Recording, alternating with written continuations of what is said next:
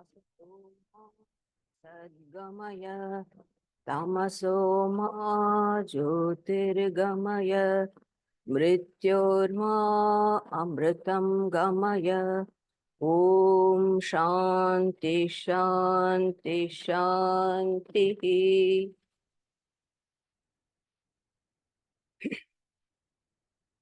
In our last Bhakti Yoga talk, we studied about the preparatory devotion, Vaidhi Bhakti.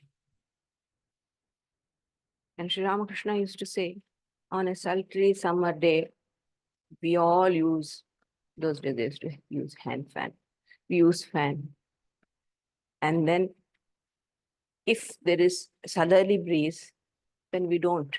We just keep aside that fan and we are the cool southerly breeze just our body. So in the same way, Bhakti, Vaidhi Bhakti is practiced so that we may attain purity and in turn, we may attain to the true devotion to God. That's the purpose of the Vaidhi Bhakti. All our practices, such as japa, repetition of mantra, kirtan, hymns, singing devotional songs, reading, hearing, meditation, all this have one end in their view, that is to attain the purity of mind. But the greatest purifier, Swami Vivekananda says, among all this is renunciation. And he says that people are frightened when this is told. But we have to be true to ourselves. Without that renunciation, we can never enter into the realm of higher devotion, Para Bhakti. And Sri Ramakrishna says, to the extent we have detached ourselves from the desires or whatever it is, to that extent we progress towards God. The more we come away from the east, we go towards the west. It's a natural thing. We can't hold on to both. Christ says, no one has ever worshipped two masters. We have to give either of the one. In all the yogas, this is the one thing. They have success can be attained in any of these yogas, but tremendous effort has to be put, and above all, the basic thing is, after all, what is yoga? Union. We are not happy with something with which we are united, like we are united with the matter. Matter and spirit has gone together. Chit jada grinti, what we say. There's a knot. Matter and spirit have so much come close that they look alike. We take the matter for spirit, the spirit for matter. This illusion arises. So if we have to have the yoga union with the true center of our being, we have to deviate ourselves, we have to detach ourselves from that, from the other thing. This is the natural thing. In Karma Yoga, the Karma Yogi, detaches himself from the results of his action. Whatever be the results, he is least interested. His duty is just to do. Karmanyevadhikaraste ma phaleshu kadach. Just do. And he has two attitudes of doing. Either he does as a devotee of God, as a adoration to God, or he stands aside as a witness and sees how the Prakriti is having her own fun. Using his body, mind, intelligence, the Prakriti is working out. So he stands as aloof, as a witness. That's the two way of doing Karma Yoga for him. But detachment, non-attachment is the criterion. That's the, the fundamental thing. In Raja Yoga, the yogi knows that matter is not all in all. And the matter or Prakriti is there for the education of the Purusha, the soul. And when he understands this, he progressively detaches himself, separates himself from Prakriti. That is what called as Kaivalya. That's one. And the harshest way of renouncing is for Jnana Yogi. From the beginning, he has to know what he sees, the solid matter, this world, solid looking universe, is nothing but an illusion. So, out of sheer conviction, he has to tear himself away from the identification or attachment or the nature's dominance on him. He has to detach himself. So it's a bit very harsh. From the beginning, he has to be very, very hard on himself. But the bhakta's renunciation is very natural, gentle, smooth flowing, just as anything. There is no violence done on one's feelings or emotions. And there is secret how to do it. Bhakti Yoga teaches us how to. And it preserves all our feelings, emotions, everything is. But only it purifies, directs, gives new meaning, gives new aim, and channelizes all this nature given bounty in the right direction. Love is there in this whole universe. We all know, even in every atom, love is there. That is the attraction.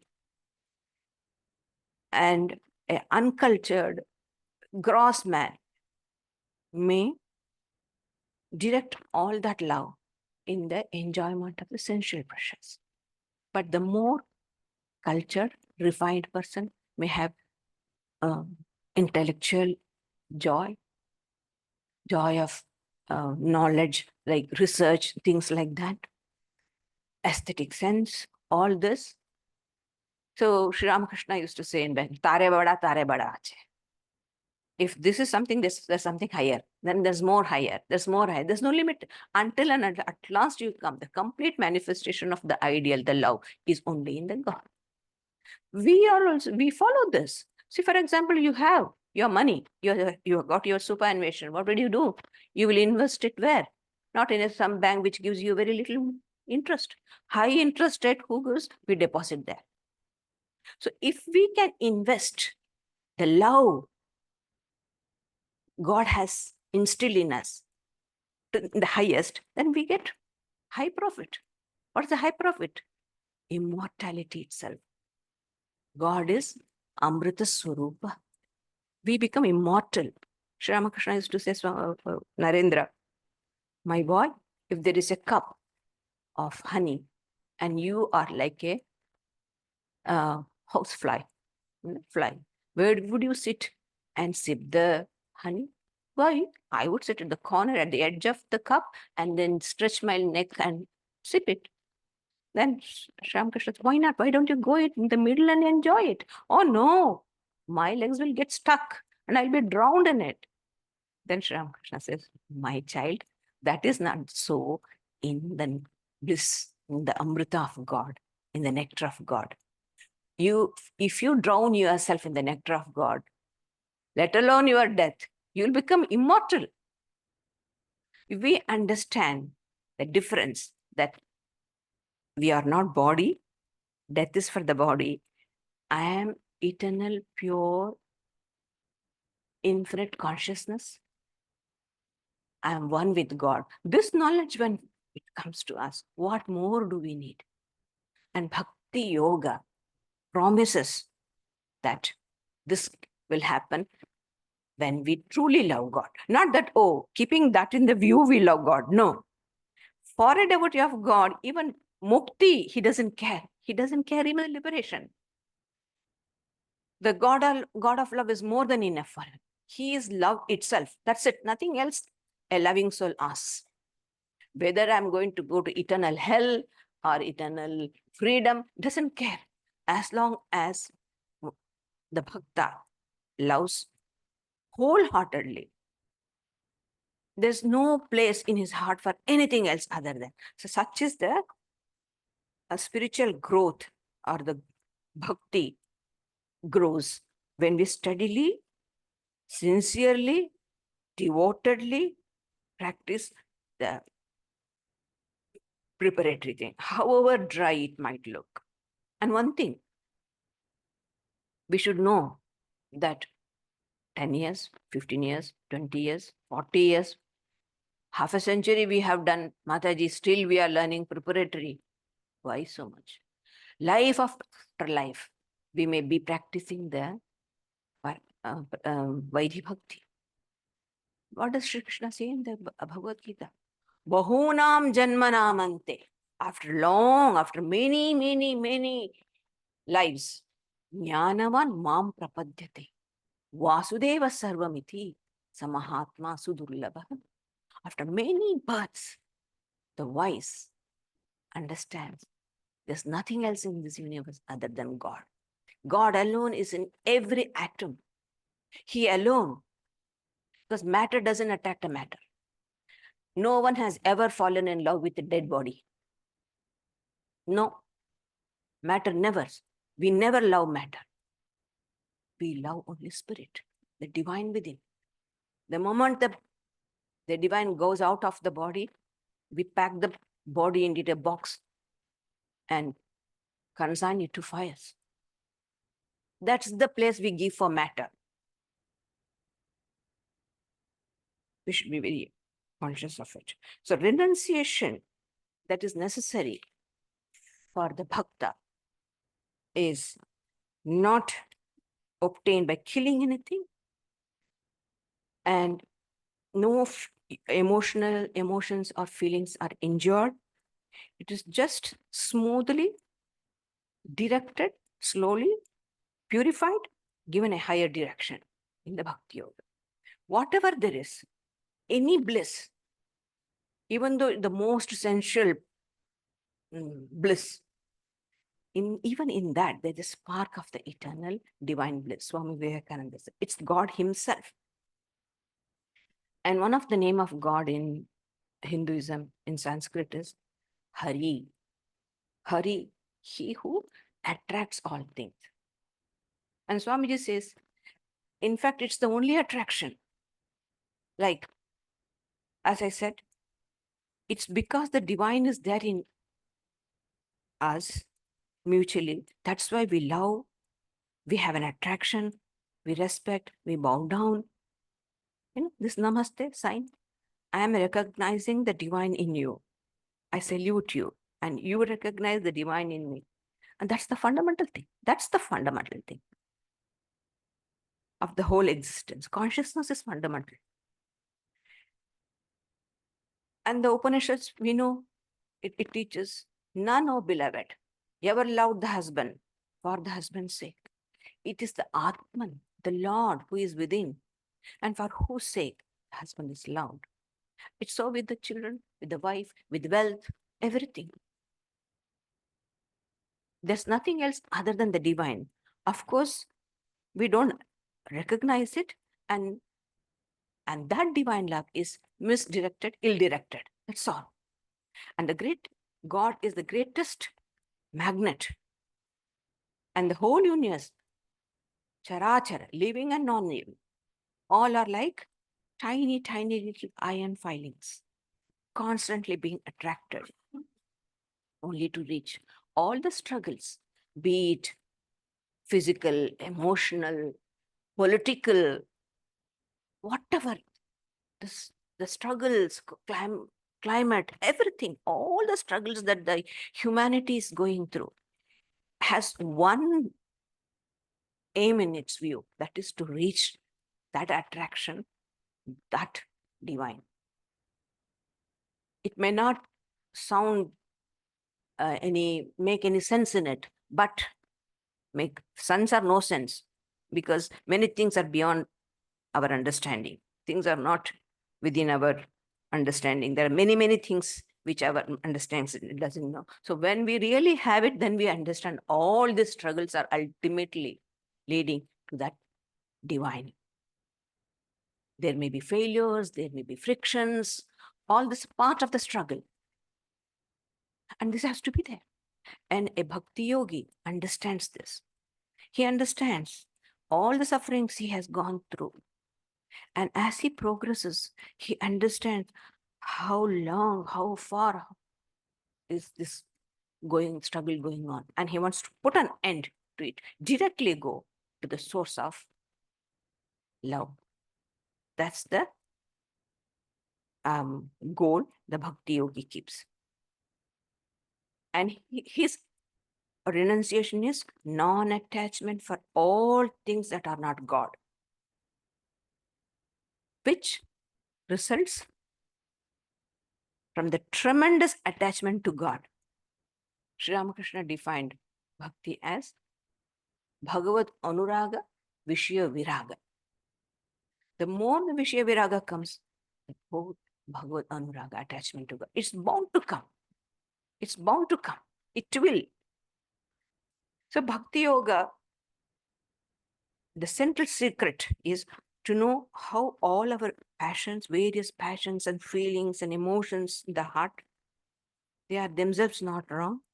They need only to be carefully controlled, given higher and higher directions until the attainment of the highest conditions of excellence, that is the divine. So God is that highest direction. And there are many ways. How do we know that our minds are going towards God? Simple. There are very few, what do you call, like how the direction we get it in the roadside, all the signboards are there. So the first thing is reverence. Reverence. We do not revere anything which we do not like or love. When there is love, automatically reverence comes. That's the one condition. We have greatest reverence for the home of God, a church, a mosque, a temple, and the moving home of God, sadhus. In their heart is God. So love for sadhus, attraction, respect, reverence for that's the first stepping stone. And then comes, as we keep revering and going close, that is why we call sadhu sangha. Sadhu sangha means holy company. What does it do? It begets preeti, pleasure in God. The intensity with which the ignorant man loves the things of world, that intensity comes in case of God's love. That has to come. That was the one of the definition Prahlada told. The ignorant man, how intensely, with what tenacity the men hold on to the sense pressures. May my mind tenaciously hold on to your feet as I meditate. That intensity of love which men have ignorantly deposited to the matter. May my mind constantly think of that, you who are the very source of bliss. So that's the prayer. Then, if we are fortunate, and if this intensity, this love becomes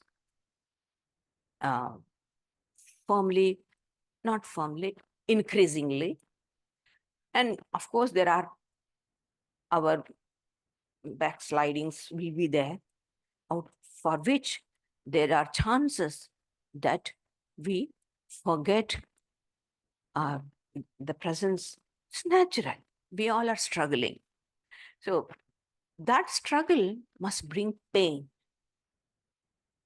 That separation or that forgetfulness must bring pain, which is called viraha. Viraha means pain at the separation of God or not thinking of God. Last talk, I ended with that.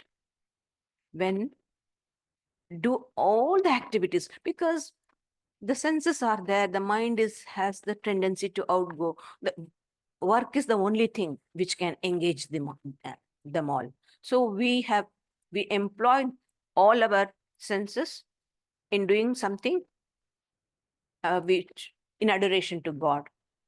Do something that um, helps you in adoring God. Even at such times, there are times, naturally, we human beings, we tend to forget it. But that forgetfulness should not be passive or, oh, it's okay, it doesn't matter. I've thought in the morning I have done very nice japa, but it doesn't matter even if it's okay. No, there should be an anguish. If that anguish is there, then we are on the right track. So that is the sign. Anguish in not remembering God, in forgetting God. If that can bring, then we are on the right track. This one. And then there comes a time a bhakta feels, look, right now, this may not, you might think, what is she saying? I hardly can understand that. Certainly. But that is no reason why we should not know it. I feel blessed by talking. You will also feel blessed by hearing, because a time will come. Oh, I had heard that. So this is what. It's not that overnight we are going to become Para Bhaktas. No, no, no, no. We are not going to be. But it is good to know, even to know, to think, and to remember some of the points and ponder over it. Sri Ramakrishna used to say, cows, they eat, they're afraid. So they start eating quickly. And then they sit and start, what is it called? Chewing the cud. So, Jabar Kata, Sri Ramakrishna used to say, chewing the cud. So you sit and then we can't remember a few things. Oh, think in these lines. So, in what the line of thought for us, we get it. We can work on them, and a time will come. So, with all this mind's vagaries and its limitations, and sometimes horrible mind, with all its thing, it has got one good thing. It's susceptible to suggestions. You keep giving the suggestions, it will take. 10 times, 100 times, no, later on, you can see it will sink in slowly. So that is the advantage. That is why we are being asked to constantly manana. Manana has to be done. Why? Because that is the only way we make the mind to absorb these ideas. So in that way, this is very important. And then still higher, then the devotee feels the very purpose of our living is only to love God. Nothing else. There's nothing truly to tell. We come into this world only for that. According to Sankhya Yoga, the whole of nature is for what? For the education of the Purusha, for the education of our soul, not for the enjoyment of the soul. That is worldliness, that is materialism. According to spirituality, the whole nature is for the education of the soul. We understand, we go through, we plunge headlong without reasoning, and we get blows, learn our lessons, and the next step. So from kindergarten, we start learning. All these blows are nothing but the education which the nature gives. And we become more wiser. And then we drop it. Just like that, Avadhuta saw the hawk, it got a fish. So he took the fish, and and hundreds of crows started going behind it. And the hawk wouldn't. Wherever it sits, they are chasing. And finally, in its struggle to hold on to the fish, it dropped. And what happened? All the crows went to the fish, and he was left. Then he said, bah, this nasty thing was the one which troubled me so much. I didn't know. Now it's gone. I am free. So that bit of fish, that is preeti for the sense pressures, that's dropped. We are free. So we become like that hawk sitting in the tree. We sit. In one of the way of expressing the soul is sitting in the tree of the body or life. The soul is sitting alone. So this is the expression. So stop, be an witness, and we can see in millions and millions of ways this love of the divine is working itself. Love that a soldier gives without reservation to the country. That's also love. How the parents sacrifice thousands of things for the sake of the child. That is also love.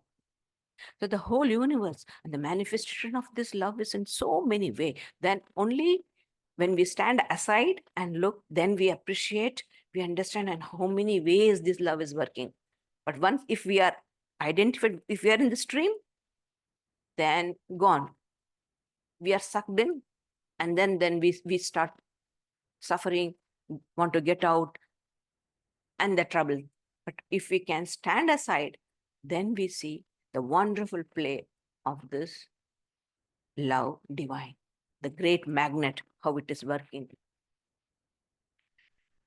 And then finally comes this idea called as hisness, tadiyata. I belong to God.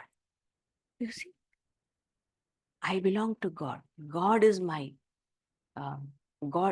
parent, my father, my mother. So this brings us tremendous strength. And then and this sort of feeling of minus or I am God's. Tadyat, I am thine, I am thine. This stuff when that comes, it comes at the highest realization when we touch the feet of God. Man understands this. And biggest thing is there is no fear, no complaint, and a devotee knows whatever has happened, whatever is happening, nothing is against me. It's for my good. Something has this understanding comes to the devotee. So that in itself is a great thing. Or what we Mangalmay, we say. God is Mangalmay. Sarva Mangala Mangalye, we say. She is the auspiciousness of all auspiciousness. So nothing inauspicious can happen to me. Apparently, it might look inauspicious. No, it is always a blessing because there's a personal evolution. Every one of us have come alone. We come alone, we go alone. We have to work ourselves. So if any loss for that matter is for some gain, for my spiritual evolution, this experience is needed and I'm having it, fine, God bless God for this experience. So this strength comes to the devotee. And wherever the mind of the devotee goes, there it sees the divine. Every face is the face of the divine. He never sees a man as man, never sees an animal as an animal. In fact, Swami Vivekananda says the devotee who has reached this highest evolution in the bhakti, he doesn't see anything adverse, nothing negative. Everything is coming from the divine. And he says there are people, they will never advertise themselves. Here I am, who have attained the Para Bhakti, please come. No. People will go to themselves. By themselves, they will go. And he says such people live, even if a serpent bites, they say there was a messenger from the beloved. And the poison has no effect. The poison has no effect. To that extent, a human being can raise. Where will you put an end? Only this much, not more. These are our cock and bull stories. No. There are evidences. There are proofs. There are people. And the world is never without them. That is why still the world is going on. Somewhere they will be. Absolutely unknown to the world. Swami Vivekananda says, men like Christ, Buddha, Sri Ramakrishna, or whoever are second class people they are. Because there is certain amount of rajas in them. That's why they could preach so much. Buddha could walk throughout the country from Nepal to Gaya. He walked because he had that Rajaguna strength. He could do. Jesus went around everywhere. Chaitanya could dance and go around everywhere. Had strength. But he says there are such sattvic, so delicate, so tender, so full of love of the divine that they can't make any noise. They just give what they have to give and just disappear. And their powers get collected and collected, and it becomes, like Swamiji says, small, small waves you can't see. 1,000 millions of small waves together will lash on the shore as a huge big wave. Only then we understand, how big. But how did it get? How did it get? It collected the momentum, and then it became. So these, so many great saints and sages quietly working for the good. Sarve bhavantu sukhina. Sarve bhavantu sukhina. That's the only thing. Because they see the divine, they can't stand the suffering of the divine. But they're too delicate, too sattvic to do something. So quietly, they give what they have to give to the universal life. And they come quietly, they do quietly, and they get out quietly. And their powers will get strengthened, and that brings an incarnation of God. And of course, the struggles of the good people from whose heart suffering goes out and calls the divine, and the divine descends. But these are the powers. There are lots of people, many there. The world is never without them. Swamiji says. So there are people of that. We may not know it. And then, even after attaining all this, still they love God. They have got the knowledge of the self. They know they are one infinite, non-dual Atman. This knowledge they have got. But still they adore God. Why? Such is the nature of God. Such is the nature of God. They, in the Bhagavatam says, Atma Ramascha Munayo Nirgrantha. Nirgrantyapyu urukrame kurvantyahitu kim bhakti itham bhutaguno harihi. Such is the blessed quality of Hari, God, that even those who have become satisfied, Atma Rama, they're satisfied with everything, and all the knots of whose hearts have been cut asunder, even they love the Lord for love's sake. This is the climax of Para Bhakti. When that happens, then what happens? Then the true universal love comes in. We speak. What do you call? What's the thing? What's the word they use? Vasudhaiva Kutumbakam. Vasudhaiva Kutumbakam. Brotherhood of God. How much? We see how they cut the throat. We see the wars going on. Is this the proof of brotherly love? Universal love? Where is universal brotherly love? It's all nothing. It's all just talk, lip words. True brotherly love will come when that great magnet called divine attracts, and the devotee sees that magnet is there in every single person. Only then the true love comes. Absolutely, there is no ill feeling, hatred, complaint, nothing. And we take the person with all their defects, limitation. We love people when everything is good with them. But we cannot see the love and devotion or divine in somebody. When we were taught when we are taught, sadhus tell we should love everybody. How can we love such tyrants? Like those days we had some people, I don't want to mention their names. You know all of them. How can we love such a person? Our Mataji used to say, is it the only person who is left to be loved? Aren't there anyone else? Aren't there good people? There are many good people. Start loving them first. Even it's very difficult to love good people. Sometimes we envy their goodness. So somehow we try to find something. Human nature it can go like that. Because so much of good qualities that we can't appreciate it. Somewhere we'll find out some loop, something. With all that, this person has this one. You didn't see anything good in it. So start loving, at least seeing the good qualities of the good person. A time will come that you will be able to see the divine and love even a wicked person, because that will not come, because that has gone from here. Because we have it, we see that. If we hadn't, we wouldn't see. So when we have removed all the negativity from ourselves, no, nothing negative can be seen. It will never come into. You tell 100 times to the mother, she can't see the fault of her child. Why? It's the love. Love covers. Same thing. When we love, when we have touched the fountain of love, then never we will complain. Never will we see evil. Even if it is, we know the divine has ordained that way. It's his business. We don't have to worry about it. We don't have to pollute our minds. We only give our love.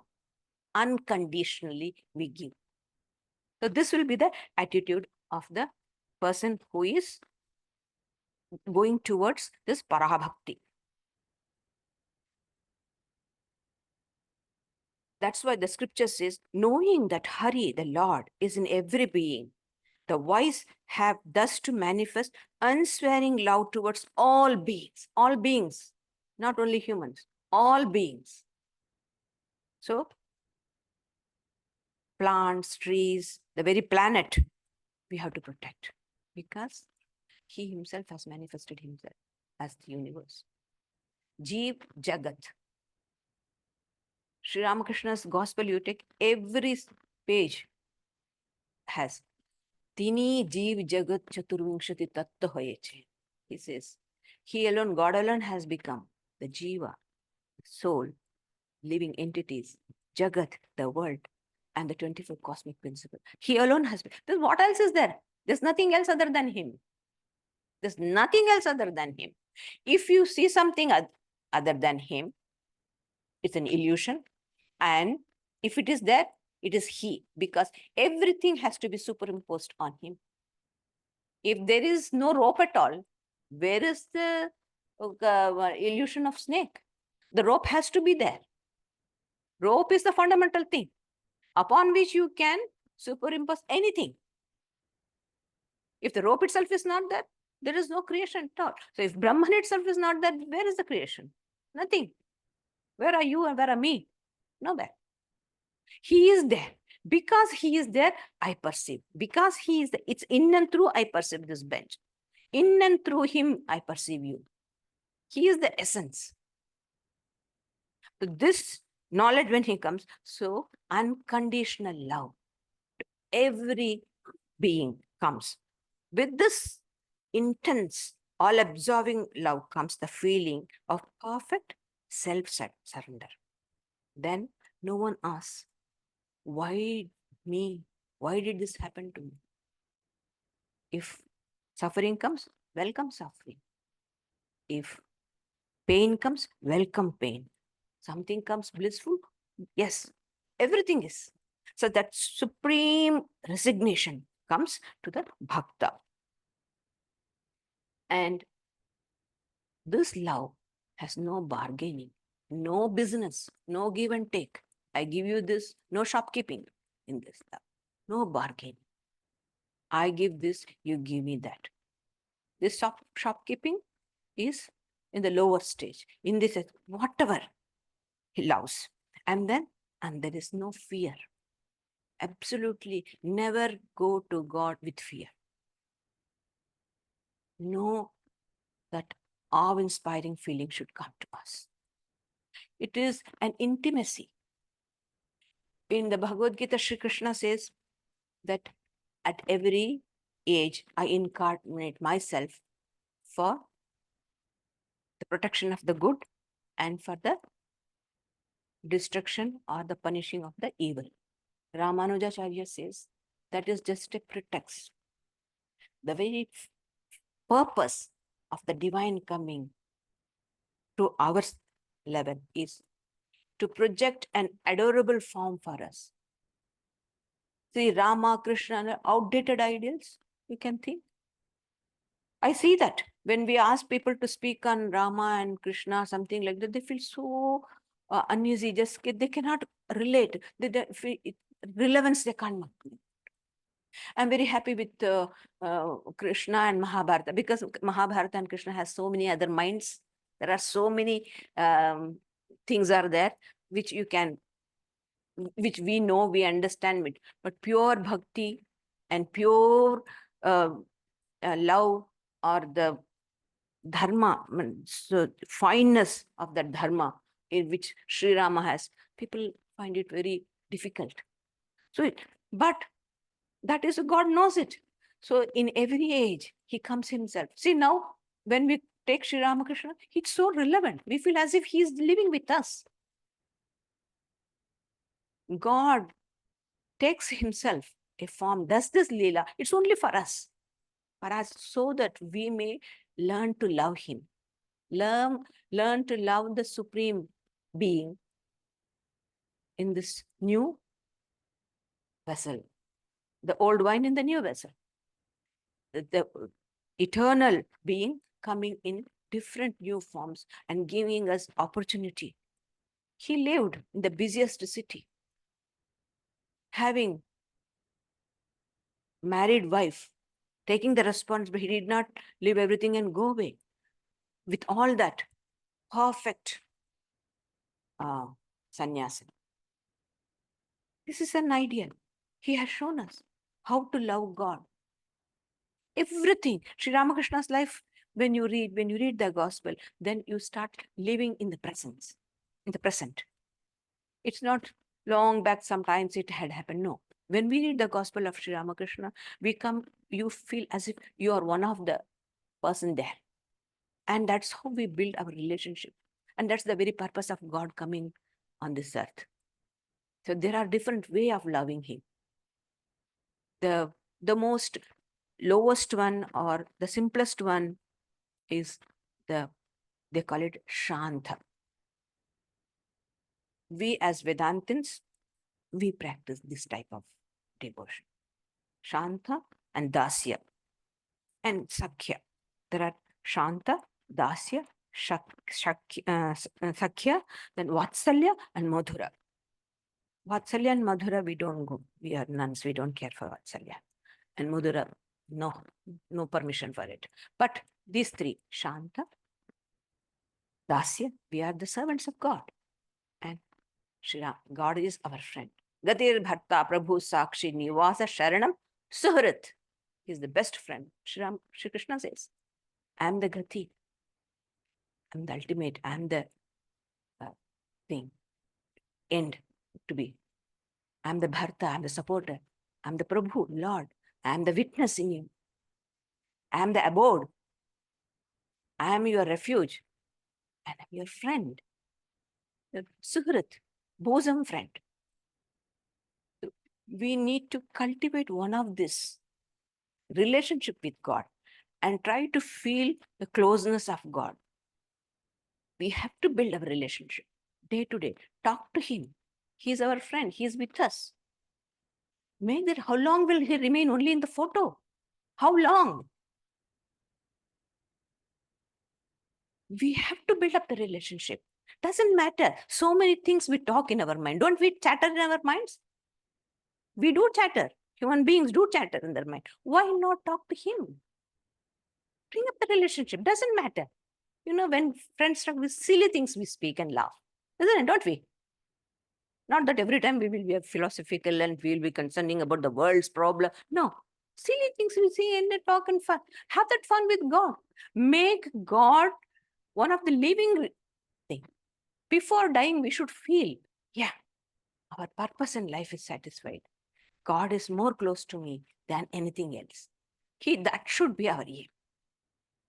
So for that, we have to take the step. First step has to be taken. If you always say somebody will carry, no one will carry us and go to the other shores. No bird will take its chick always. It makes it learn. So we have to learn to fly. We have to build a strong relationship with God, a living relationship with God. God should be more real to us than anything else. Whatever happens, ultimately, it is with Him I sleep. And in His lap, I sleep. With this joy, if we practice our spiritual life, certainly, one day we will reach the goal which the Bhakti Yoga promises. Thank you. Oh, question answer? Yes, so you're invited to ask questions. Those of you on Zoom, you're welcome as well.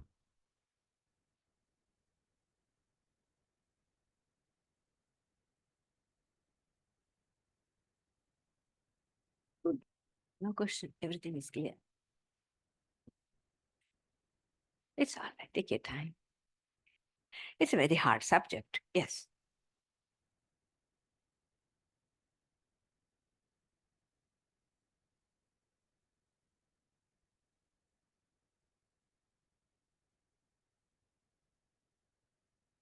No questions? No questions. Ah, That's fine. and then, thank you for a wonderful talk. It seems like the path of Bhakti Yogi is comprehensive in of itself. Yeah. There's an ample of opportunity for karma and for jnana, everything. There is, all the bhaktas, in the Bhagavatam, just I'm digressing a little bit. No digression. It's a part of the thing. In the Bhagavatam, there is a type of relationship which Sri Krishna, the gopis of Vrindavan, had. And the thing is, among all the relationship or love that we human beings have, the most strongest is the one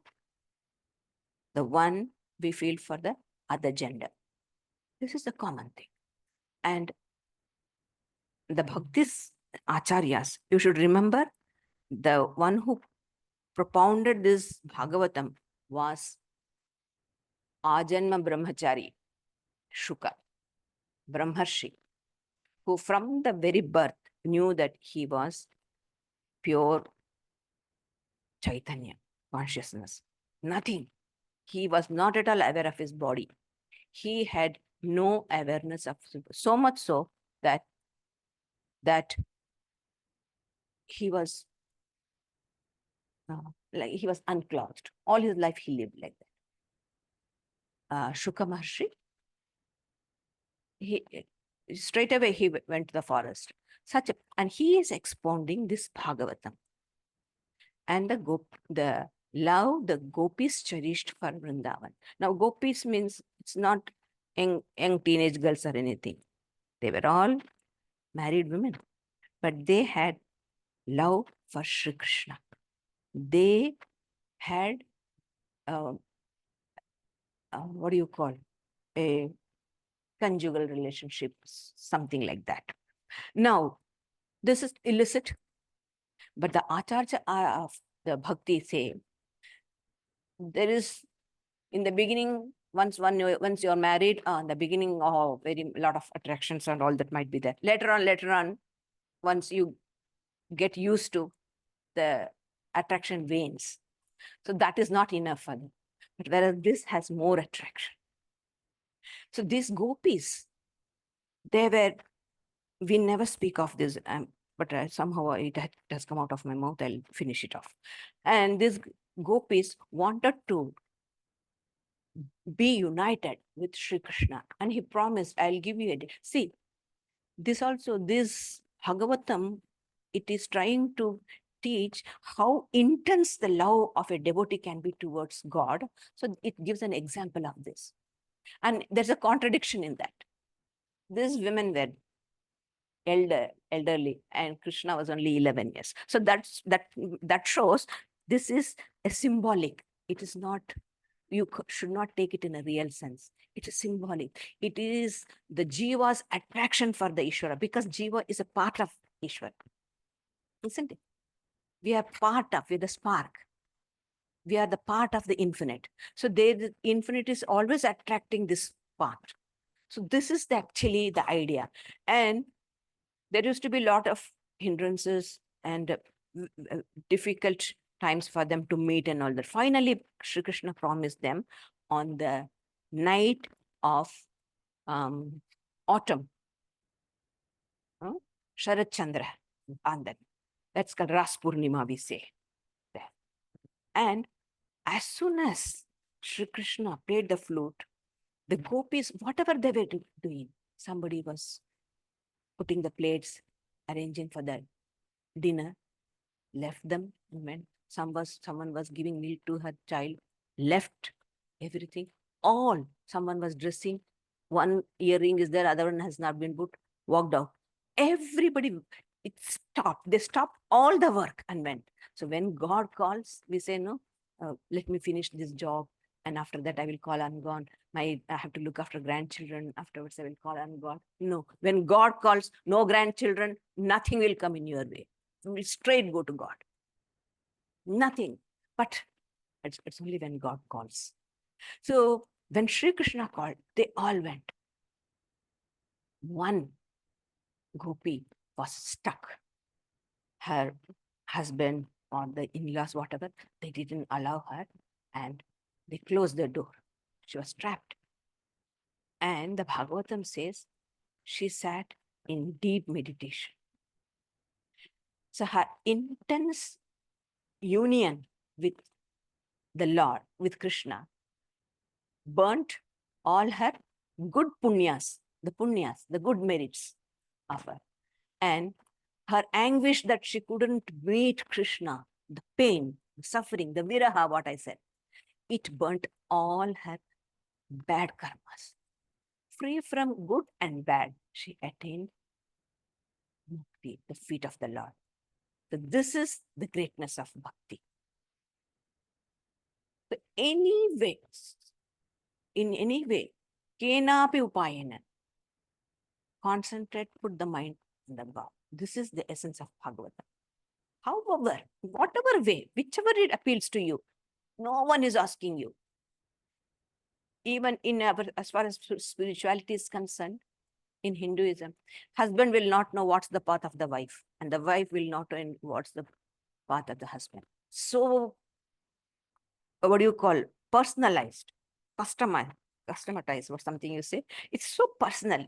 It's between you and your beloved. So you have your own, that to that extent, Hinduism, Vedanta gives you freedom. However you want. You want to fight with God? Go ahead. No problem. Only He can bear. If you start fighting with people, they will slap you. But the Lord will never. He'll put up with all our, So, only thing is love God. That's what the Bhakti Yoga says. Love God. Try to feel Him. As long as we have the psychophysical organism, as long as it is strong, once you get Alzheimer, God knows what will happen. But when all the faculties are good, strong in us, we have to approach God. Build up the relationship and feel the warmth of His presence. That's it. Bhakti Yoga is finished.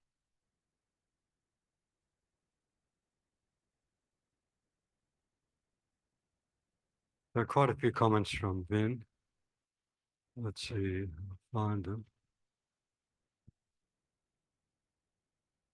And all the paths are in and of themselves, I guess it's saying, I mean, each path of yoga is a path in itself.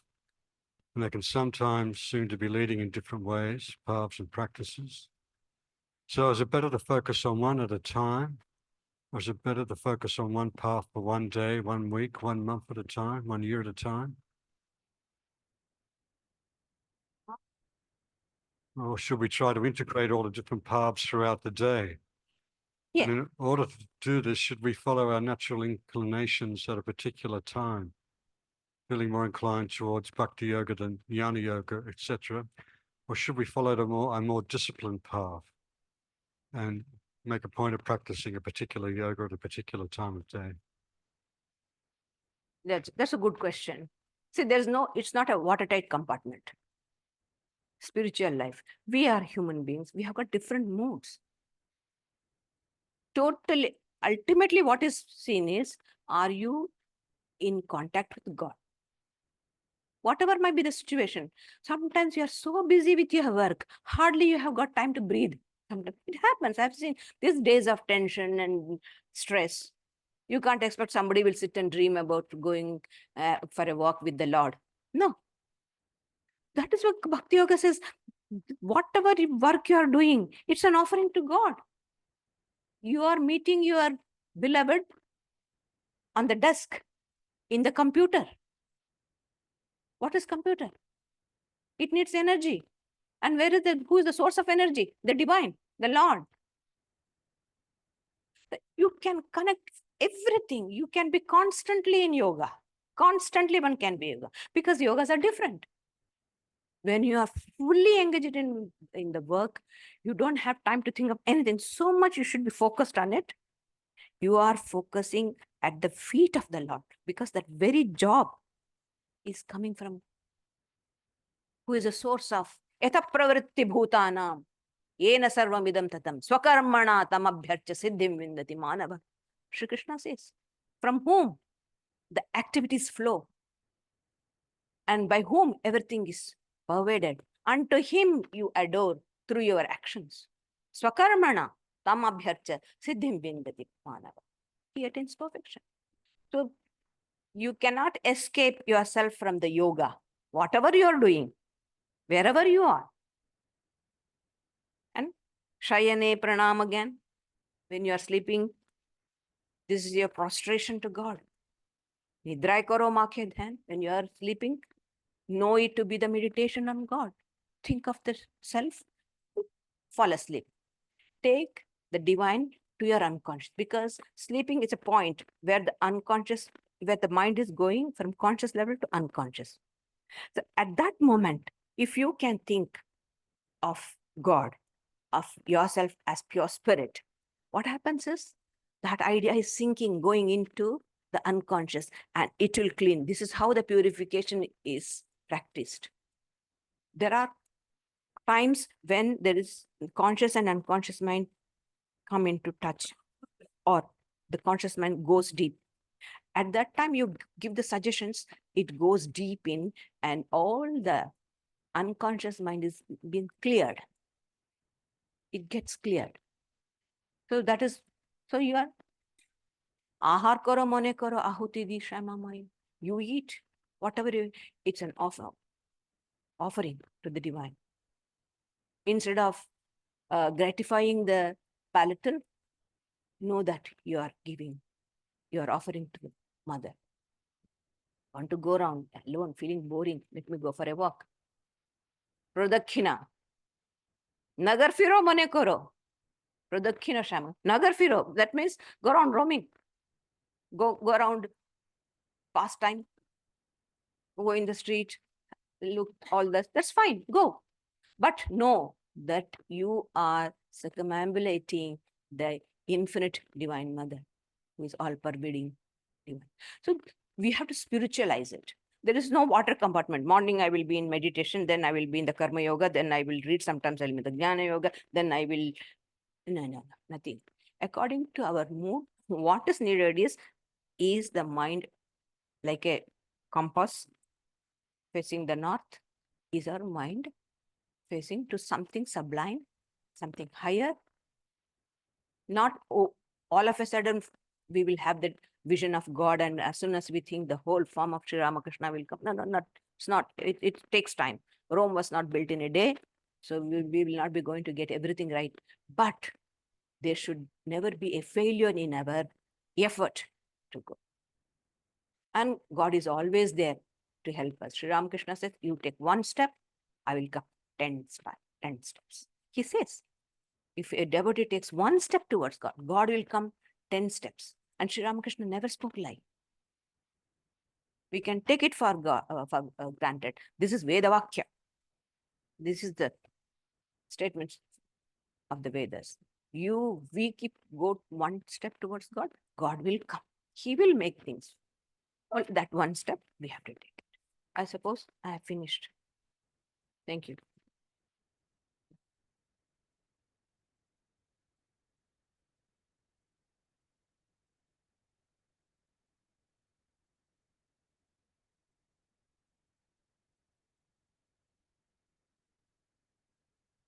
So as announced, we're going to have a special session now with our good friend, Dr. Uma Srinivasan. She's recently written and had a book published, and she's going to tell us about that book, and we're going to have some time to quiz her about that. Would you like to sit down? You okay? That way? So I'll get to share the.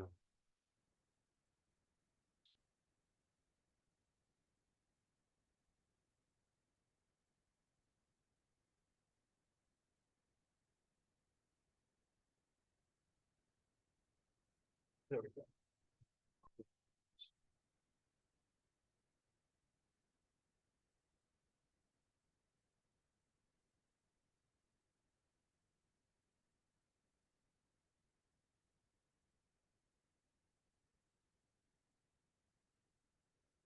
Namaste, Mataji.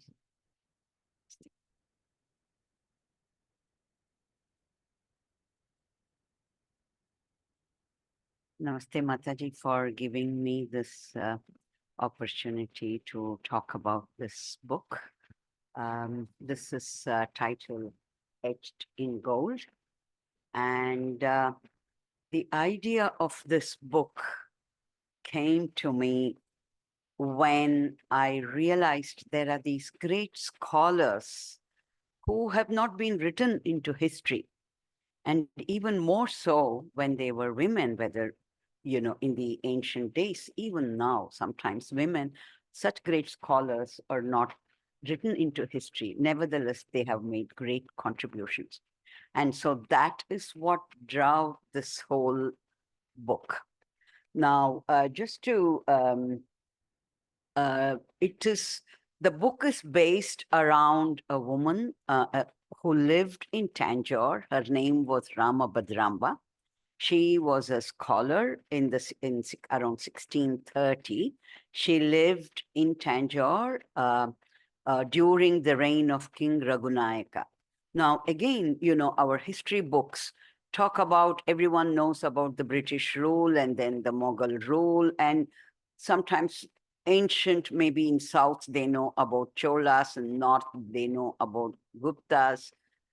But there's still periods before the British came. There are still periods where there was music, there was bhakti, there was culture, there was a lot of devotion shown through music and art and architecture. There were huge periods, hundreds of years.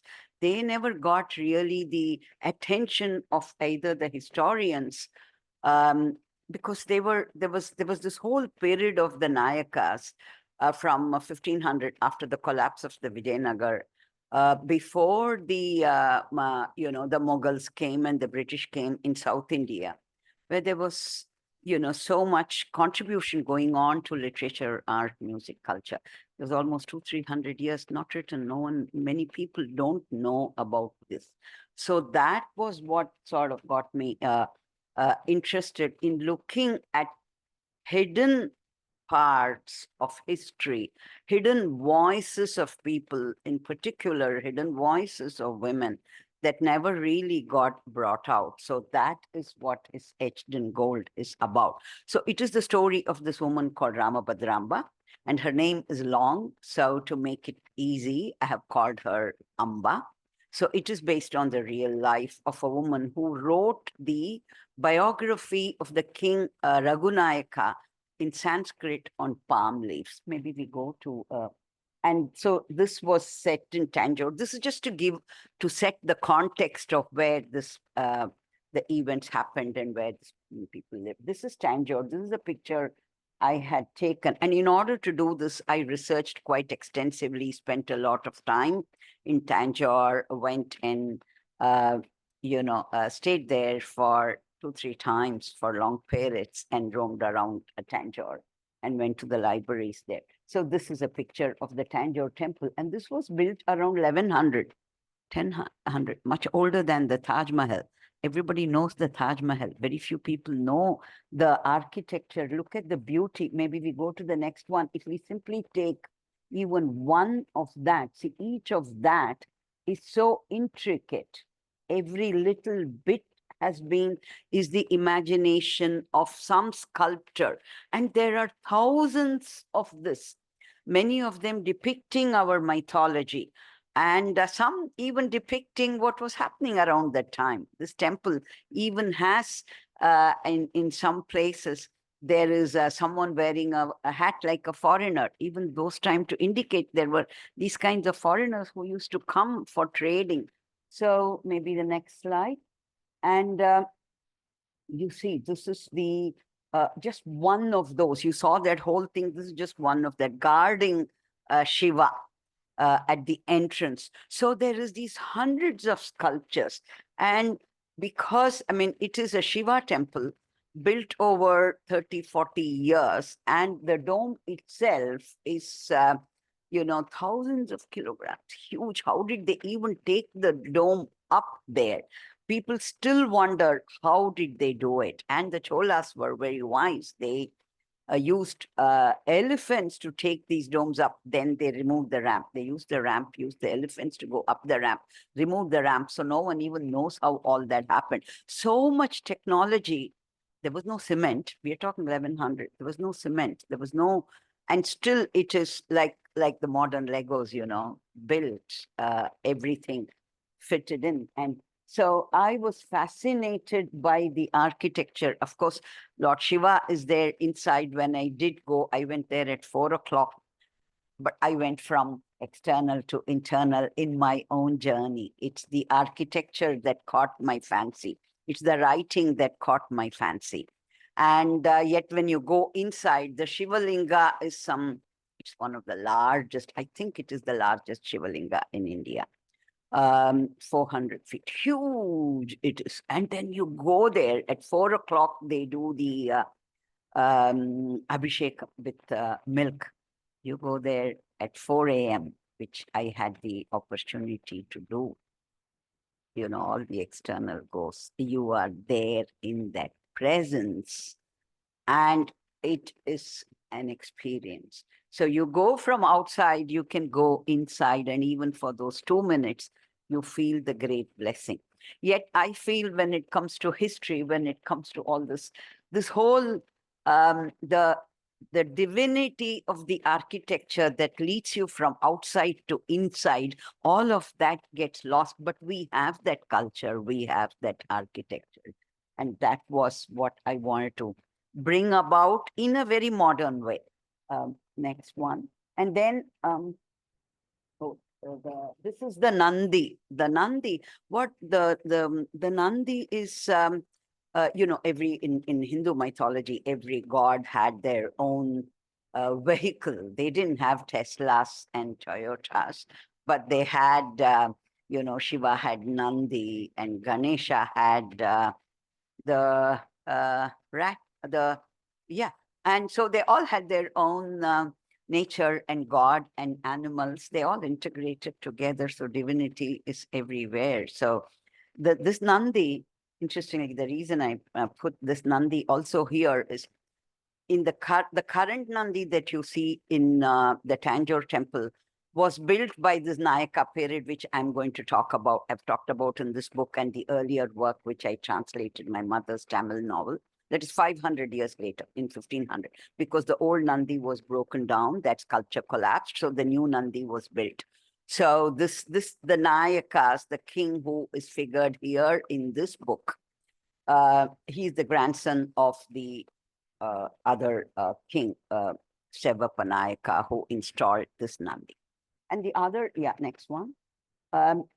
So this is to say that the history of Nayakas, I used a lot of references. And one of the things I've now been saying in some of the podcasts is I read a lot of Tamil references about these Nayakas.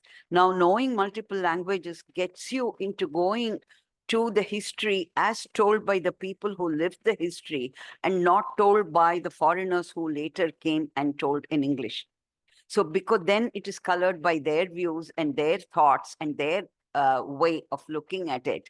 Whereas when you actually go to the original reference of people who wrote about the Nayakas when they lived during the Nayakas, then you get lived history of that period. So I feel very blessed to be able to read and be part of the, to understand what happened in Nayakas written by people who wrote it in Tamil. So even in a recent podcast that I did for writers, for a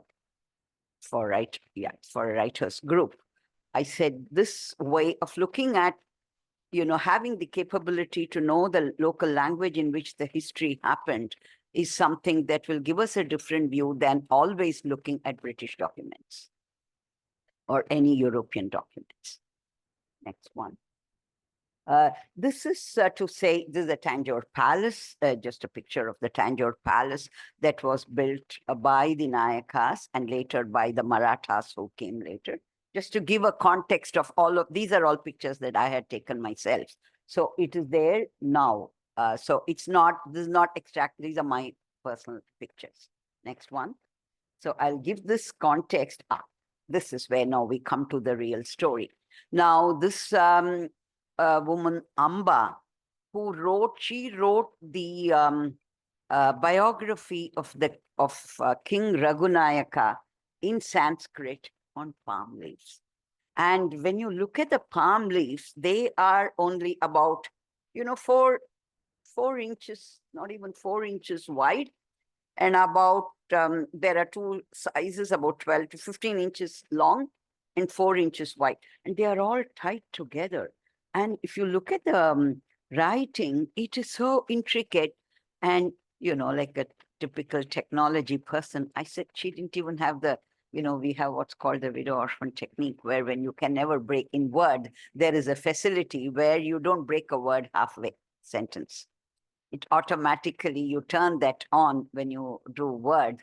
The word will not be broken halfway at the end of the line. It will go into the next one. And that was a big technique in the old days when the word software first came up with. We were all fascinated. I've been working in computer science for such a long time. Old versions of Word didn't have it. So when this came, we were all jumping with joy. No, the words are not going to get split halfway through. So, but I'm saying why I went there is to say that she wrote with words not going across the lines, and each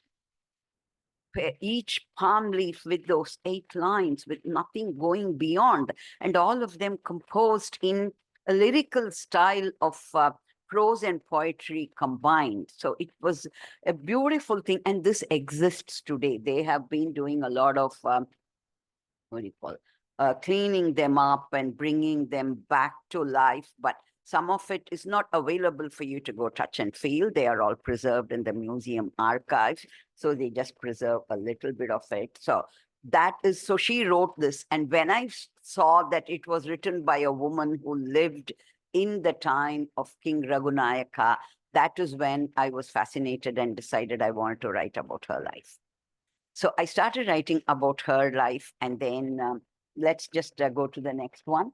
And then I found, this is another thing. So when she has written about the King Raghunayaka, then I said, what are the other events that happened during King Raghunayaka's period? And that is when I discovered when I went to Tanjore, and then I started looking at all these documents, King Raghunayaka had signed an agreement with, and then maybe I should have had the other way around. Can we just go to the next one? We'll come back to this, Robert. Yes. You see that that's a gold foil. So this King Raghunayaka had signed an agreement with the King of Denmark on a gold foil, and he had given him in that gold foil, they had this whole trade agreement with many clauses. It's like a modern contract, actually, if you see. And that he would lease this place called Tarangambadi. We go back to the previous picture. So we would lease this place called Tarangambadi, which is called Trankabar. Tarangambadi means the singing waves, the town of singing waves. And it's now called Trankabar or Tarangambadi. And it was leased out to the Danish so that they could build a fort as a warehouse, because everybody came for trading. So they needed a warehouse right on the shores. So this place was allotted as a warehouse so that the imports and exports could all be stored in this warehouse. And this was built by the Danish. And this is the second largest fort that Danish have built anywhere in the world. And it is it's not the only thing that is older than this is the fort which figures in Shakespeare's Hamlet. So this is built on the model of the fort, the Kronborg fort that is there. So this place is called Dansborg, like the Kronborg. So this is the Dansborg fort built by the Danish that still exists today. This is the picture again that I have taken. And during the tsunami, there was this huge, when there was so much happened that all the fishermen there, Tarangambadi fishermen and everybody faced a huge, there was a lot of loss. But this fort stood intact. That's when the Danish got very interested in it. Now there is a Danish of Friends of India Society. So the Danish actually at that time came to Tarangambadi and they supported, and they actually donated quite a bit to the fishermen and all those people there. So the Danish Friends of India Society was formed. Now there are lots of Danish there. They come to look at this. So when I went, I met so many people. They said, my great-grandfather's grandfather is buried here. There's a Danish cemetery there as well. So they're all now tracing their history and the Danish history there through this. And so I went to, we go back to the next one. So then when I found this happened, it is that king about whom this woman has written, Amba has written. So then I said, okay, as part of this research, I had fun as well while doing. I went to Denmark. I met the museum people there. So I went to have a look at the Danish documents. They have a whole section of, the Tanjore. There's a whole Danish Tanjore Museum in Copenhagen. So these are all their documents and what the town structure they were building. And then they have the original gold foil. There's a copy of it in the museum attached to the current Trankabar fort, which you can see today if you go there. So those are all the things that led me to then reimagine Amba's life. Perhaps she met this the Danish traders, and they have written. The other interesting thing is when I started doing the research, it was a big part of it, but because that's my forte and I enjoy doing research. And the big thing also I found was the Danish sailors and the tradespeople had come. They have maintained diaries of what happened during King Raghunayaka's period.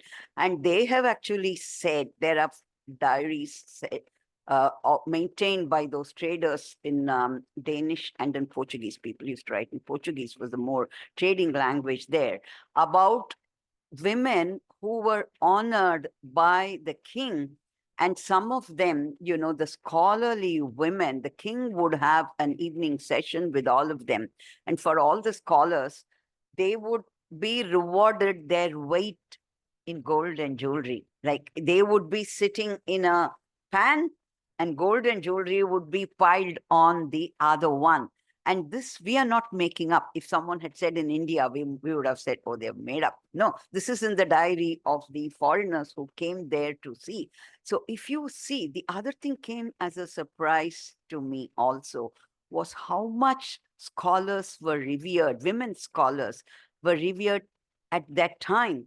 And then over a period of time, actually that all went away. At some point, the women having equality, getting rewarded for the work, scholars, particularly poets, even today, scholars, even in Australia, scholars, writers, by scholars, I mean writers, authors, are the lowest paid. The average money that a writer makes in Australia is not even $20,000-$30,000 per year, which is nothing. That is what the Australian Society of Authors has put up. So today also everywhere, authors and writers and poets, they have to find other ways of earning a living, but their art doesn't give them a full life. But it did those days. So I was quite taken up that there was so much reverence for artistic contribution and respect for women. Later on, we kept saying, Devadasis. Devadasi means one who worships God, and they identified with God. So this Amba, because her past is not known, Ramabhadramba, even when she has written, she's not talked anything about her child. But she was possibly, then others said, maybe she was a courtesan.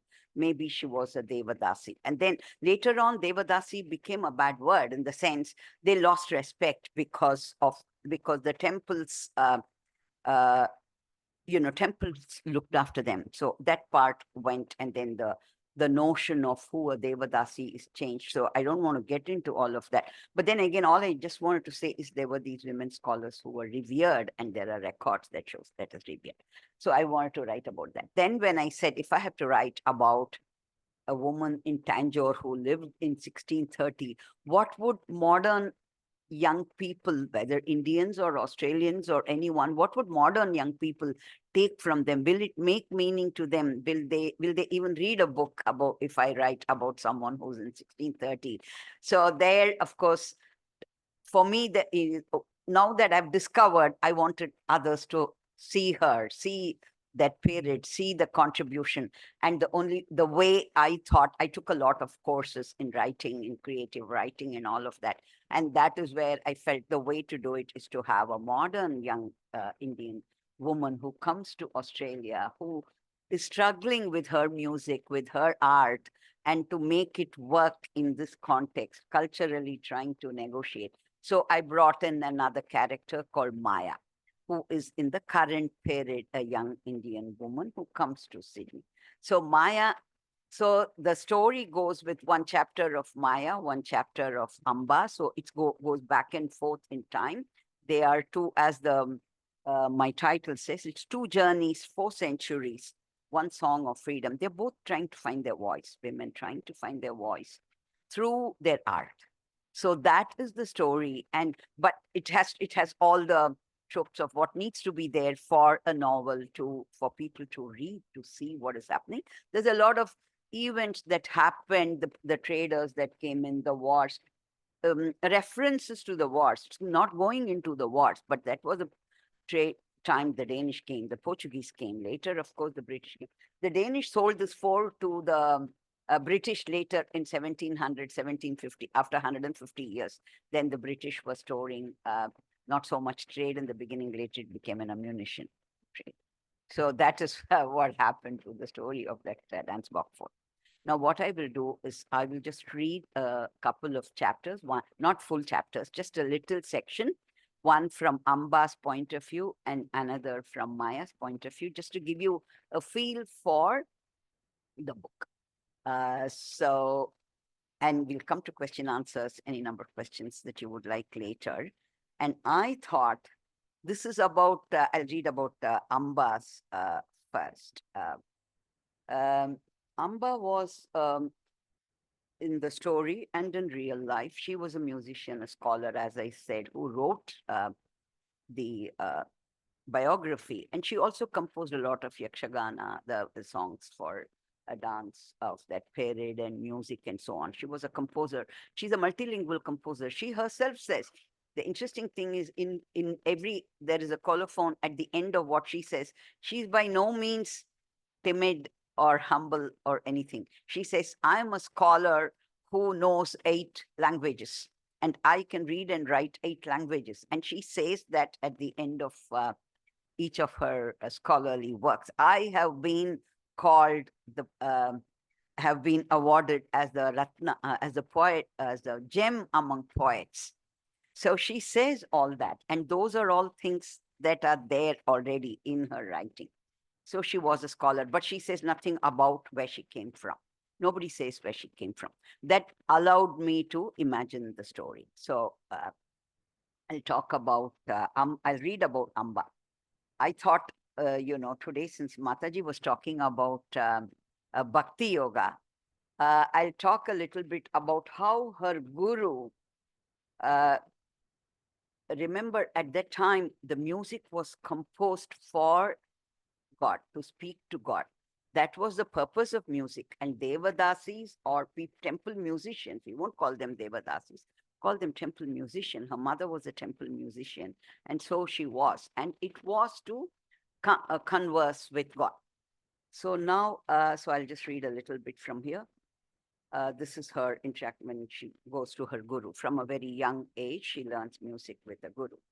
Amba loved composing. She raced through her task,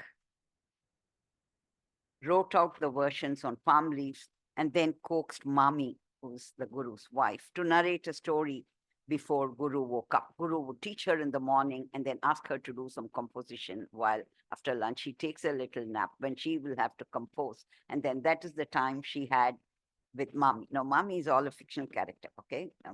Guru is not, because she did have a guru. She says who the guru is.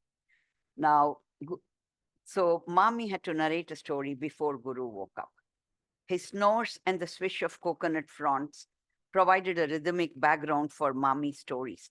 Mami knew many stories about poets and musicians, kings and queens, gods and goddesses. The ones Amba loved most were stories about strong women who made men notice their talents. Mami often said, Guru won't be happy if you spend your time listening to my stories. You are here to learn from him, not me. Mami, you know what I learned from him, but he does not know how much I learned from you, Amba says. Big words, little Amba, Mami smiled. Over the years, languages became Amba's friends. She composed in Telugu, Tamil, Sanskrit, and its derivative, Prakriti. If a language shared a root with Sanskrit, she learned to interpret that language.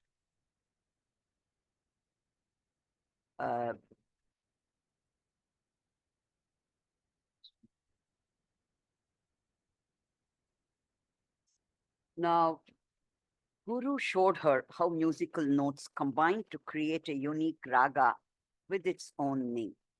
Guru personified every raga.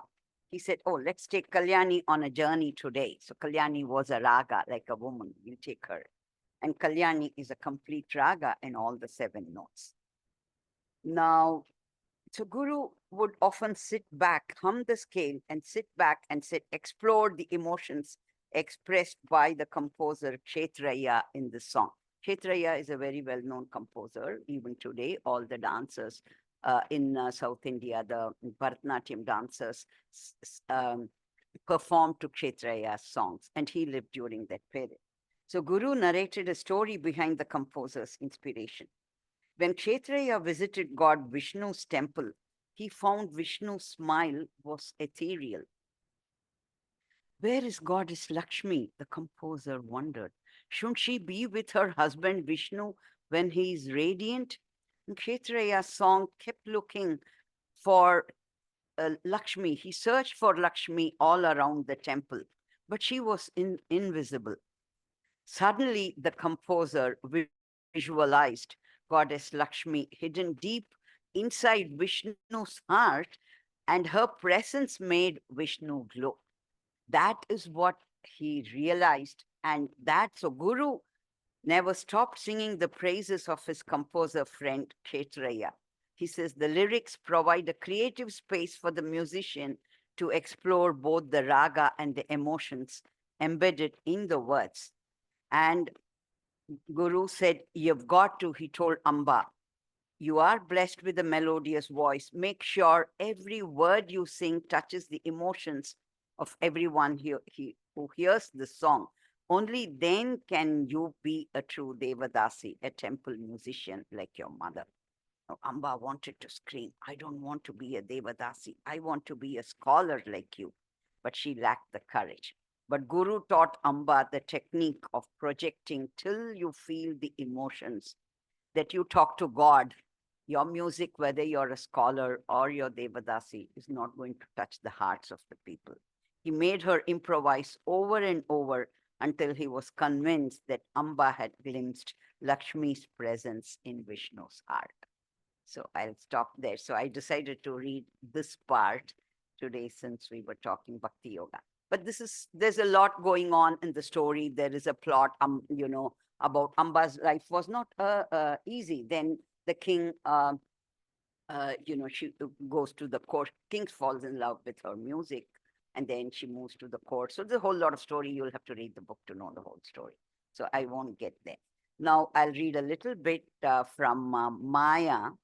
And Maya is this young Indian musician who meets, she wants to perform, she wants to be a musician. And when at a competition in Chennai Music Academy, she meets this young guy called Deepak. He comes from Sydney.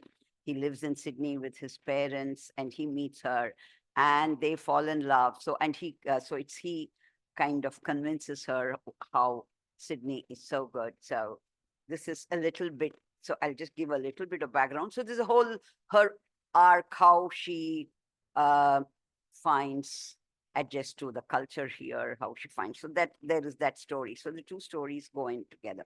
This is from one of the early chapters. So I'll just read about Maya. What her life in Sydney is and what her. So when I walked into the house after work, she works, she comes here, then she goes to university, trains a little, and then she works in a health tech company. I took health tech because I'm a health tech person. It was easy for me to write about that. So when I walked into the house after work, father and son, so she's living in a joint family. Her husband is Deepak and her mother-in-law is Neetu and father-in-law is Vikram. So she comes to live with them in their house. So when I walked into the house after work, father and son were arguing over the umpire's decision on TV. A wicket had fallen. Vikram, that's the father-in-law, supported the visiting Indian team, and Deepak rooted for the Australians. Neetu, she's the mother-in-law, was in the kitchen preparing dinner, seemingly oblivious to the deafening sounds. I could never tell if Neetu's silence was due to bored indifference or meek acceptance. I felt like grabbing the remote and muting the space around me so I could take up my tanpura and practice music. You would think that a large house like this would have some quiet space, but the open plan, which all three of them were so proud of, offered no respite from the cacophony of voices in and around the TV. Evening music practice, a constant in my life in Chennai, had vanished.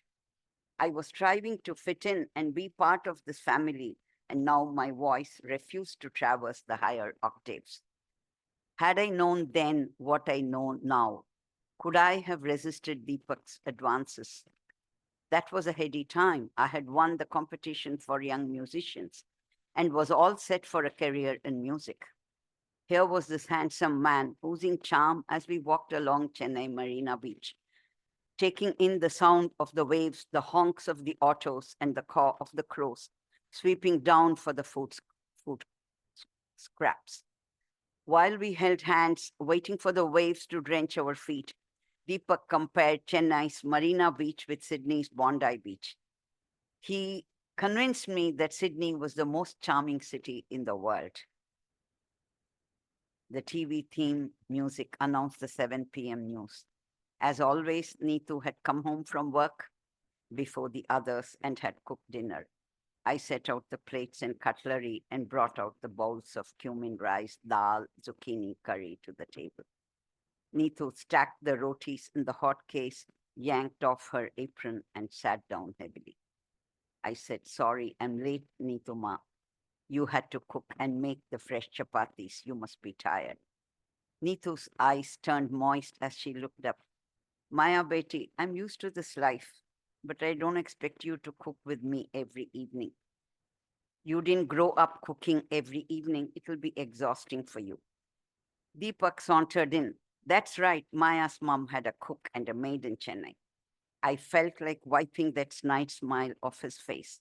Deepak, you've grown up with a wonderful mother cooking and cleaning dishes every day while you sit around and turn up to eat as if it's a restaurant. You're totally spoiled. Do you ever notice when your mom is tired? I'll leave it here. So this is Maya. So it's Maya's journey of the adjusting to the family, the culture, the music, finding a voice, and how she does, and how she integrates the culture. So it's actually goes quite well towards the end. So I suggest you should read the book. And now I'm ready for any questions from anyone here or anyone on Zoom. Any questions? So, where is Tanjore? Tanjore is in South India. It's on the eastern side. It's if you drive from Chennai, it's on South India. India is like a peninsula. I had a map somewhere, but not in this slide.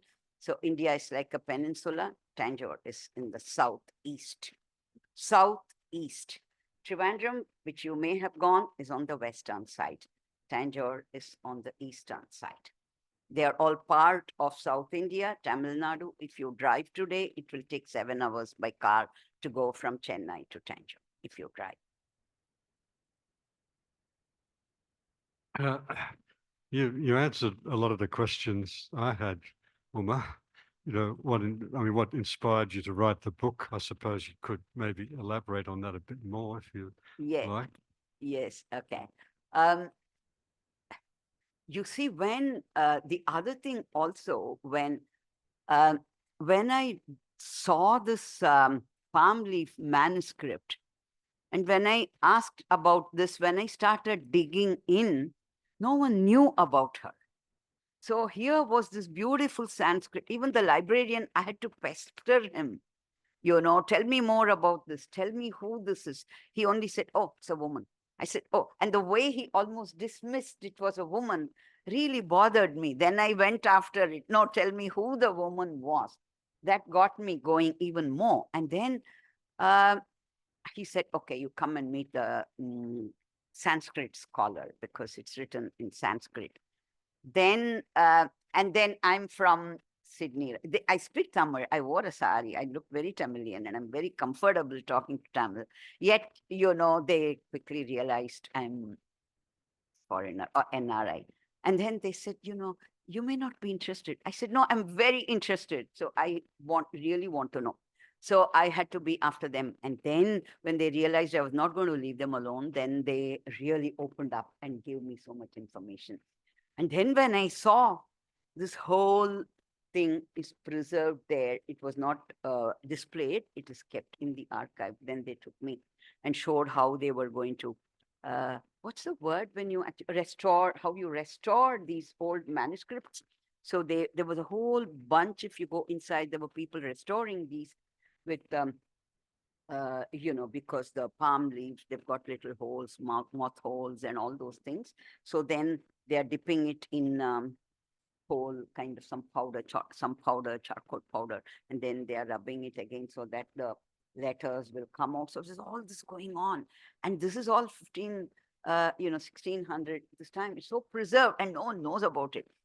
And then when I started asking a couple of my historian friends about Tranquebar, even people who are my own family, so-called educated, didn't know about Tranquebar and about the Danish presence. And I started asking so many people who were born in Tanjore and Madurai, very close to Tranquebar, they didn't know about this Tranquebar or they didn't know about this fort. Then I'm saying, oh my God, all this physically it exists. And still people don't know. So I decided I had to write about Tanjore as well as this woman and as well as the Danish presence. That became a big thing. Well, this is reminding me a lot of the historian William Dalrymple.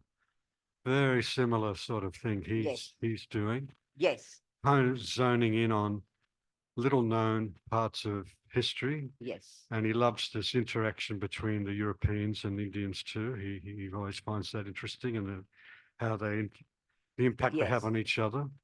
But I'm wondering, I can see there's a bit of, you've brought a bit of yourself into Maya, the character Maya, of course. Yes, that's a very good question. Others have asked me too. Yeah, perhaps I love music. And someone else asked, did you have to, of course, I consciously at some point decided long back when I was playing Veena and I was pretty good at it at that time. So when I joined MSc Physics, I decided to study physics. My Veena teacher was totally against it. He tried to convince my parents so much. Why is she going and studying physics? And there is no way she will have time. She's already got a degree. That's enough. Let her continue with music. So my parents left it to me. So in this case, there was no Deepak. My husband was not like a Deepak pushing me either way, do this or do that. He left me to do what I wanted to do. So he was not in the way. But I myself was in the way. I chose to be practical, and I loved science. It's not that anybody pushed me into science. So I decided, okay, I'll do it. And then physics took me to computer science took me to health tech. So I made her work in health tech simply because at some point when she's looking at the data, she's very tired. She's looking at the anomaly. Those were easy things. I'm not a lawyer or a doctor, so I couldn't make her that. But yes, the love for music comes through Maya. But when you write, there's a little bit of first I used to say no, but I realized there's a little bit of you goes into every character somehow, or you can't help it. There's another character here in the book called Meena, who comes in Maya's life. So she is a senior scientist who convinces Maya you can do both. I sort of see a little bit of myself in Meena also, saying, look, you can do both. You don't have to be restricted. I mean, that kind of realization for me also came much later in life, that you can actually do both. You don't have to do this or that. It took a long time for me to come to that realization. So in fact, now I tell lots of young people, you can do both. So there is that. I mean, I haven't read the whole book, but I already could see too that you're delving into this adjustment that needs to be made when you've come from India and settled here. Yes. And how you suddenly find you can't do things the way you were doing, or things can't be the way they were back home, and how much you're going to adjust. And very much so. So you're touching on all of that. Yeah. In fact, in one of the chapters, I say that, which is also again based on our own experience. I came with my when I first came, I came first with my younger daughter. She was 11, 12 at the time. The day we arrived, we are just coming. Everything is quiet. Where are and the houses are big. Think big houses, no people, no noise. What's happening? So we were all totally shocked that where are the people gone? So my daughter saying, Mom, they built all the houses and people ran away. And then the curtains also are closed. And then the lorries are not honking. And so that was all a total shock. You find all of that. And then you suddenly come, and my own little experience of, when I went to find a job, and then, I was wearing not this kind, but something similar, but maybe a bit more flowery. And the employment agent said she was a woman, turned out to be just as well. And she said, look, Uma, you've got a great CV, but if you wear these clothes and go to an interview, you won't get hired. This was 1991. They will not hire you for the job. I already had a lot of, experience and very good qualifications.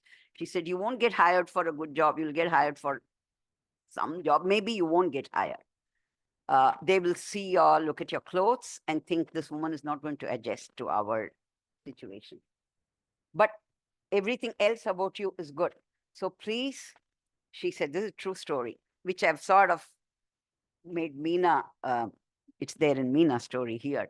And then she said at that time, Myers was called Grace Brothers. She said, please go to Grace Brothers and tell them you're applying for IT manager's job, and they will show you what kind of clothes you should buy. And that is what she told me. And it's a big dilemma for me. Should I listen to her? And then I'm calling my mother and husband saying, I'm coming back. And then my mother said, no, you've gone there for a purpose. Give yourself 3 months and, enjoy yourself. At least have a holiday. Don't come back, And my job was always there in India. I could go back and get it. So it was all a dilemma. It was not easy. One did have to. And then at some time, then that's where, I had to go through a lot of, I won't say trauma, but thinking to say, should I not? And then I realized, you know what? It's only skin deep. It's only clothes. Nothing about my mind or my heart is going to change. Let me not give so much importance to clothes. If they are giving importance to clothes, it's their problem, not mine. But that does not mean I will change. I'm in a new place. I made the decision to come to a new place, and I have to give them a chance as much as I give myself a chance. So then I went to Grace Brothers, and then I told her this is what it is. And she suggested some, what I call donkey colors, gray, black, brown. Who likes all that? I like color. So I had to change all that as well. And then I said, at least, okay, I'll get a shirt that has lots of flowers, even though I wear this gray and brown jacket. So I brought a shirt, white shirt with flowers, though it had this, I called it, I didn't like black. So I wanted even the book, I've called it donkey color suit. I went, I got the first interview, I got the job. And there was only one suit I bought. After that, I started buying. I got the job, I started working. Once they got to know me, I started wearing at least colorful, still Western clothes, but colorful clothes. So it didn't come easily. So I did have to go through adjustment. I mean, of course, as a writer, like you say, invariably, you'll end up bringing a bit of yourself. Well, they encourage you to anyway, don't they? Yeah, and you can't help That's it. more realistic than if you're creating a character. Yeah. Then you're going to put a bit of your own experience into that character. And it's going to seem more realistic then. Yeah. Any other questions?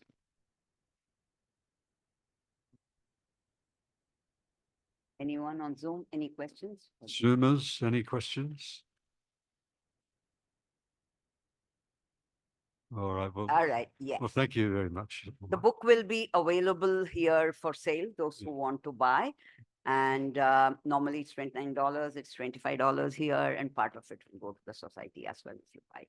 So the book is available. I think there's mutual benefit. The public get the benefit of this book and getting some insight, especially non-Indian community.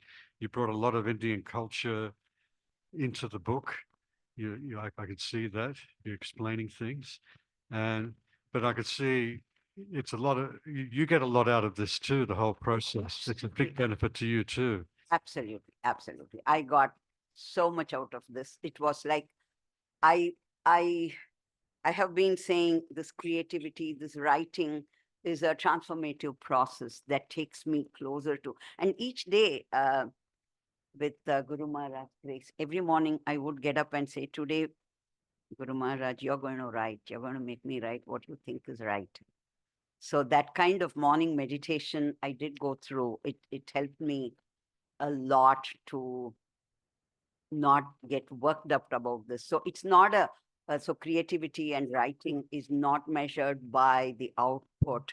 It's the transformation that happens within you, and it does. So I'm deeply thankful to Guru Maharaj and Holy Mother. I would tell her, you give me the patience and perseverance, and I would tell him, you give me the inspiration. And I would tell Swami Vivekananda, you are a motivated person. You motivate me. So I had my special prayer for each of them every morning, which I still do.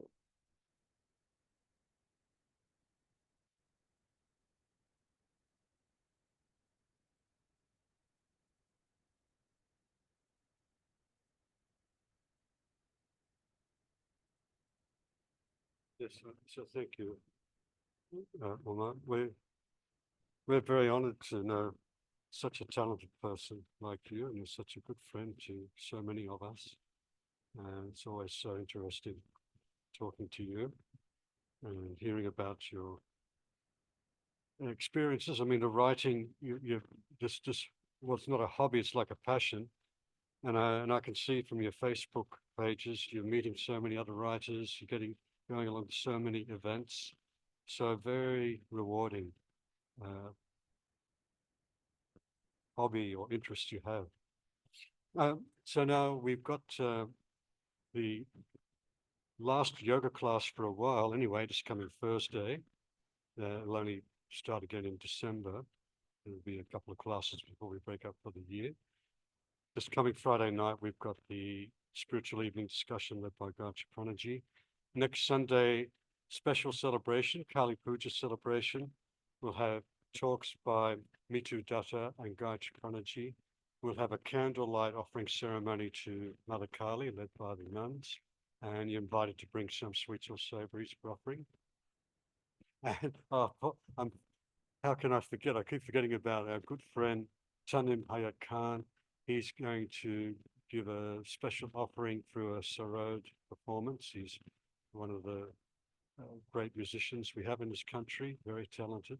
So we're very honored to have him performing as he likes to do each year, the Kali Puja, following Kali Puja celebration. So once again, thank you, Uma, and thank you everyone else for attending.